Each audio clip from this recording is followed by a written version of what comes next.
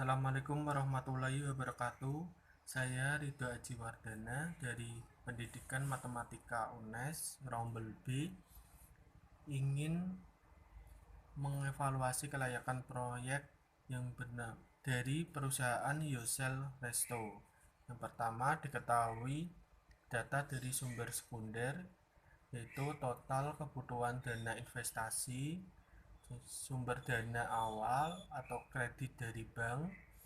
Yang ketiga, suku bunga bank selama 5 tahun. Yang keempat, modal sendiri. Yang kelima, total aktiva atau kebutuhan dana. Yang keenam, pendapatan per tahun.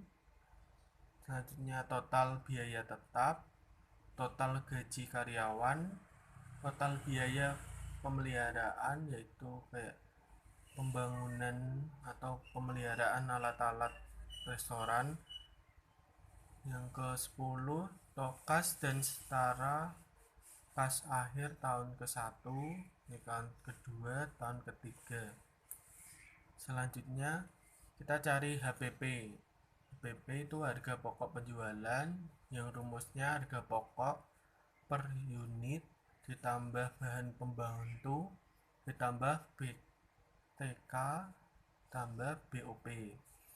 Yang pertama, HPP tahun ke-1 itu dapat segini. HPP tahun kedua didapat segini.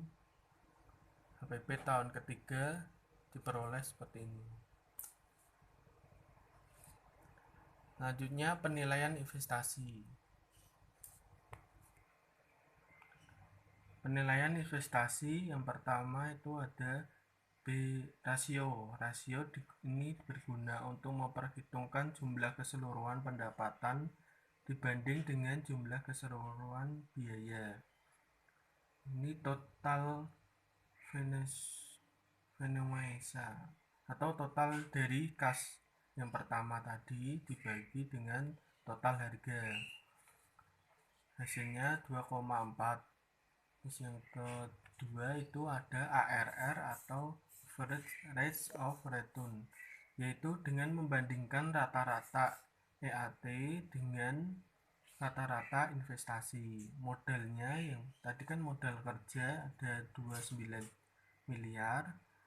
Terus rata-rata aktivasi tetapnya itu diperoleh 10 miliar 500 juta. Total investasi rata-ratanya diperoleh 39 miliar 500 juta.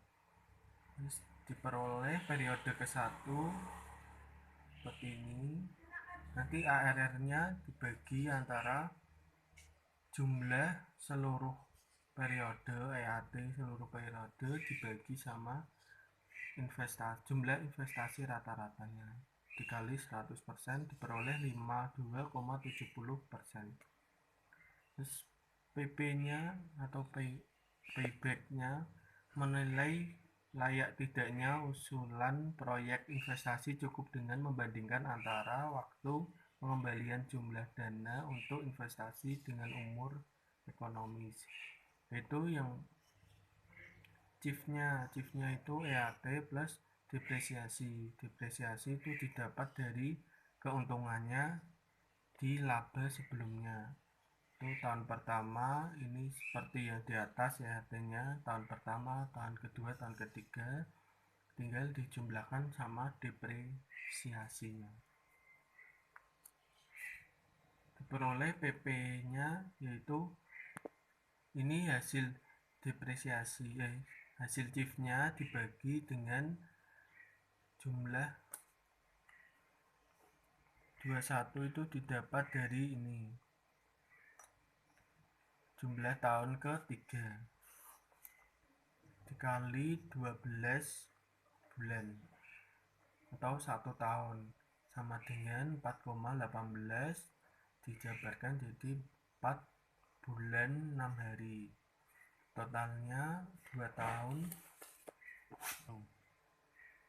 Totalnya 2 tahun 4 bulan 6 hari. Jadi investasinya ditanamkan kembali kurun waktu selama 2 tahun 4 bulan 6 hari.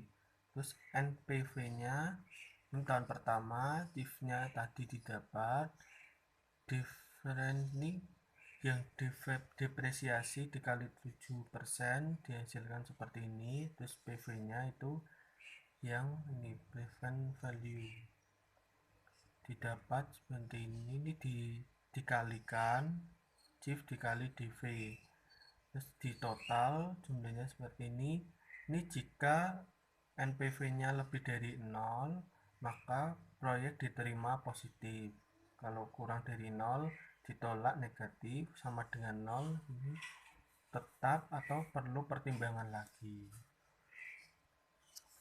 Ini diperoleh NPV nya yaitu 51.754.745.700 rupiah.